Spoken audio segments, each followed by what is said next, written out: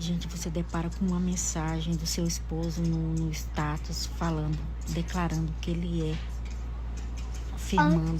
Mas sei só a mensagem que ele pôs no status, mas eu vejo assim, como Deus é maravilhoso, o trabalhar de Deus na vida dele, porque assim, há 18 anos que eu luto com meu esposo se posicionar em Cristo, né? Ano passado ele se posicionou e hoje eu vejo como a palavra transforma, porque eu sei que só ele indo para a igreja, sentando, cumprindo ali um protocolo de ir para os cultos, eu sei que isso não ia, entendeu? Ter muita diferença, né?